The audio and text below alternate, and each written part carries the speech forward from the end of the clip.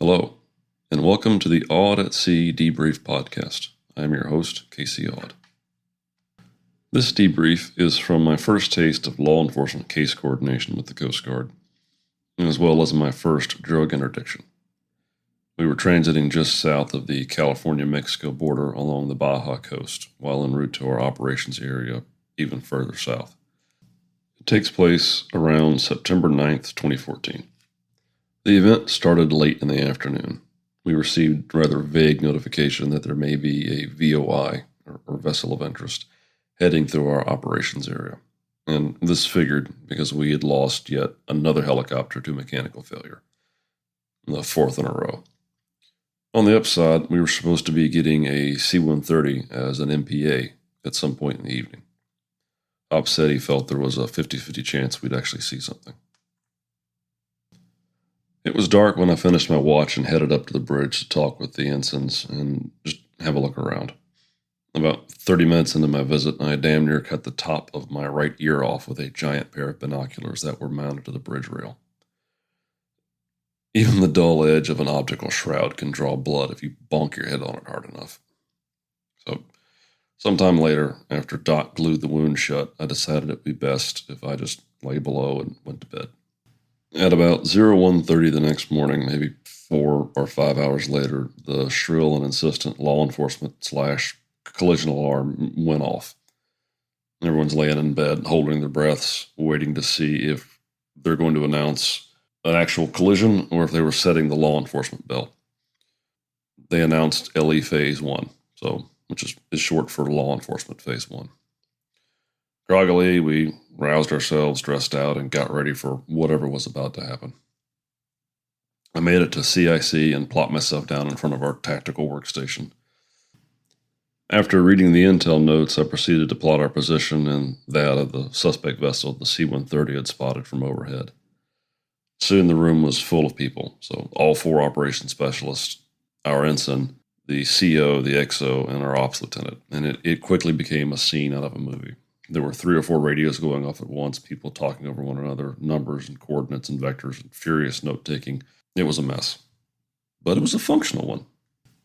A buddy of mine plopped down in the seat next to me and was operating the FLIR thermal camera, while I continually updated our positions and changed the VOI, which is the vessel of interest, to a TOI, target of interest.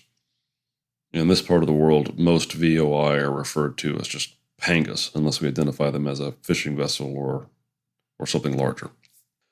The C-130, which is an aircraft, was overhead and having issues with their surface search radar, so they were reduced to strict visual observation of us in the panga.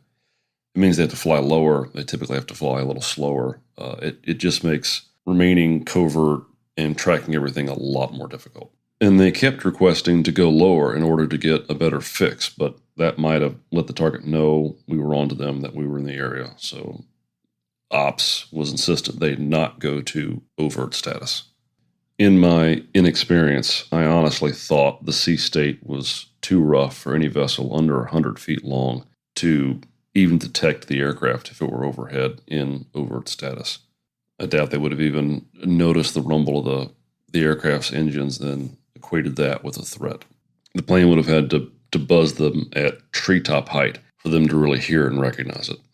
However, Ops had been doing this for quite a bit longer than I had, and he felt that being too aggressive too early might tip our hand. So we continued this overly complex game of 1 part battleship, 1 part cat and mouse, with the aircraft calling out positions for the panga and for our small boat, which we had lowered into the ocean a little bit earlier. And the small boat is not very much better than the panga. It's only 24 feet long. The panga is about 40, and neither boat does well in the 8-foot waves that were stacking closer together as the weather built through the night. Finally, after an hour that felt like an eternity, my friend spotted a hard shape in the grayscale haze that was the FLIR image. The panga was so loaded down that her gunnels were maybe 2 feet out of the water, if that. So there's not a lot of space between the edge of the boat and the ocean. The shape made it blend in perfectly with the waves and damn near impossible to see. It was this long, low, upward curve in the water that almost matched the same arc of the waves. I thought this must be what it felt like to hunt foxes. The captain had really gotten into the chase now. He was actually on my left shoulder, calling out directions to the small boat over the radio as I updated all the tactical and intercept vectors on our navigation board. And we vectored our hound in on the fox. It's this bobbing sliver of wood and fiberglass out in the ocean. And the panga operators must have finally heard something because they throttled up and started to run. And we had them on camera and in range. They were not getting away.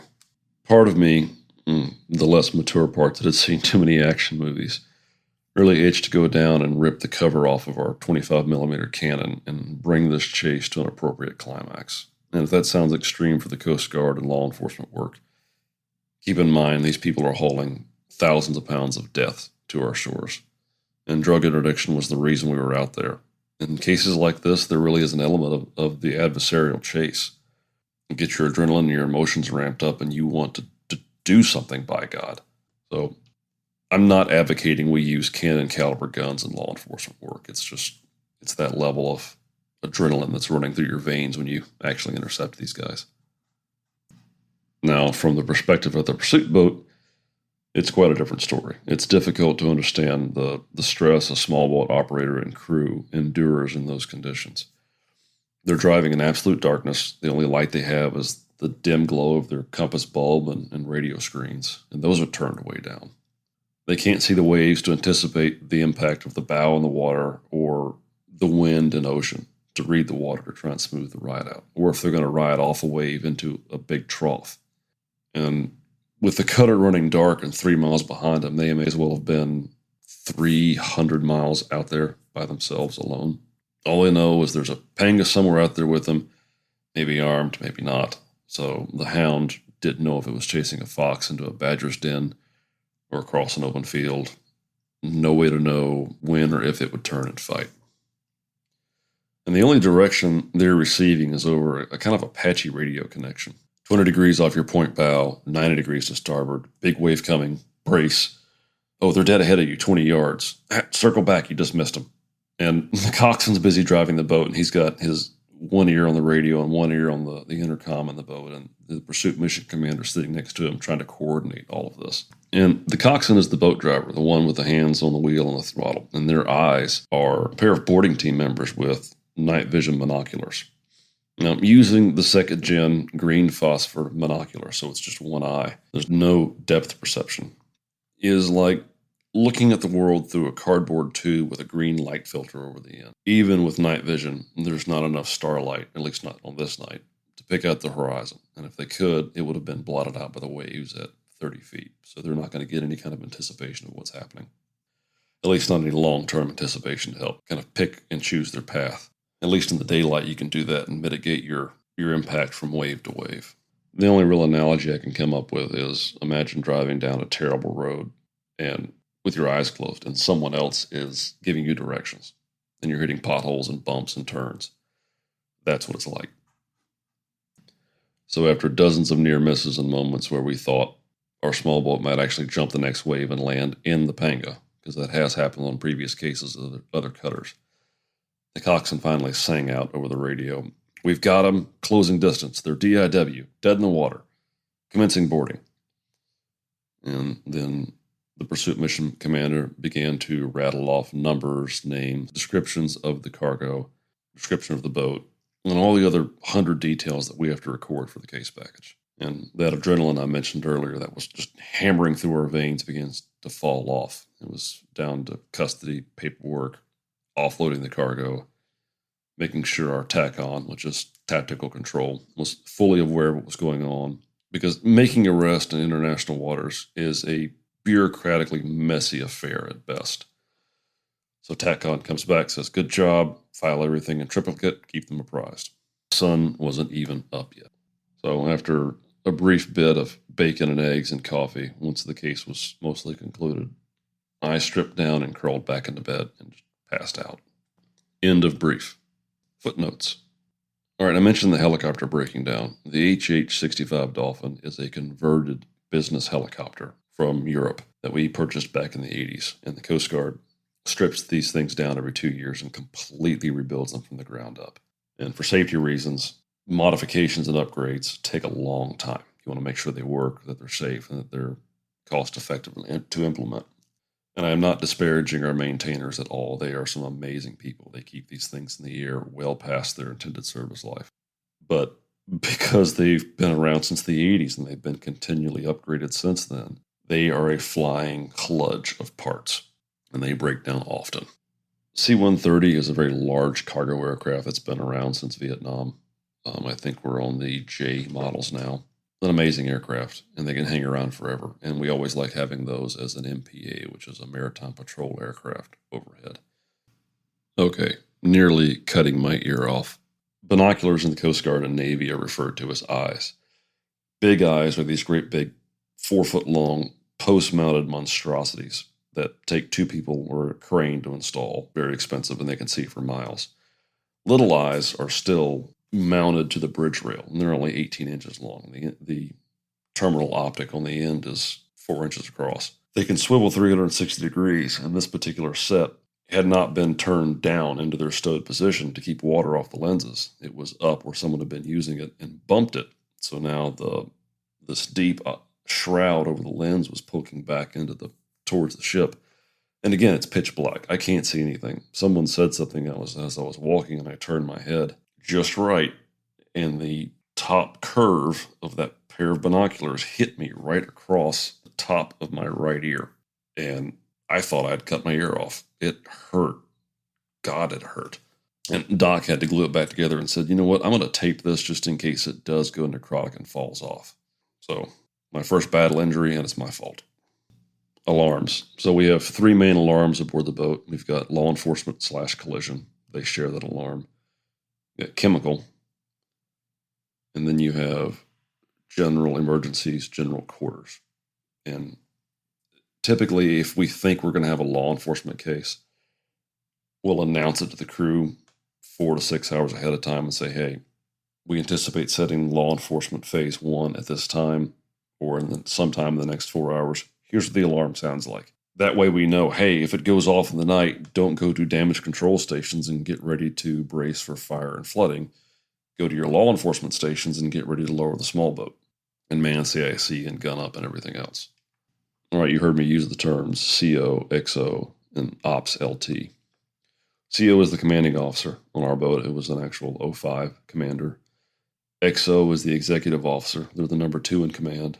They are a lieutenant commander on a 210-foot cutter.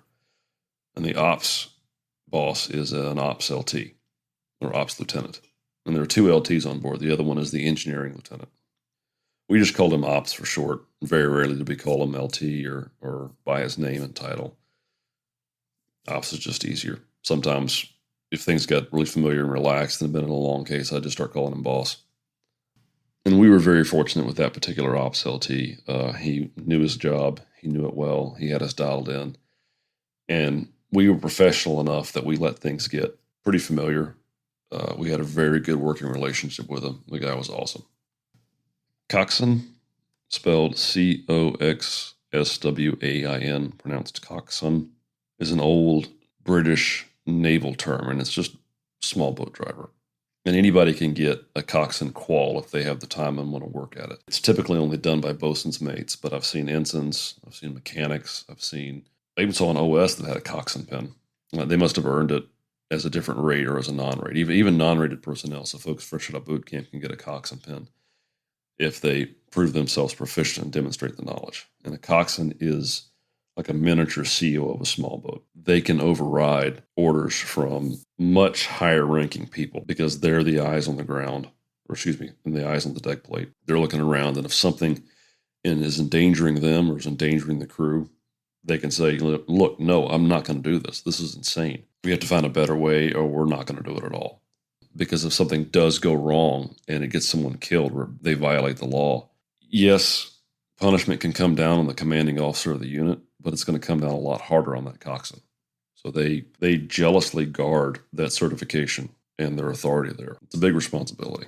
Tack on, TACON, short for tactical control. It's just whoever you're responsible to back stateside. Usually it's a sector command center somewhere in a district. Sometimes it's a district command center if the work you're doing is important enough or dangerous enough.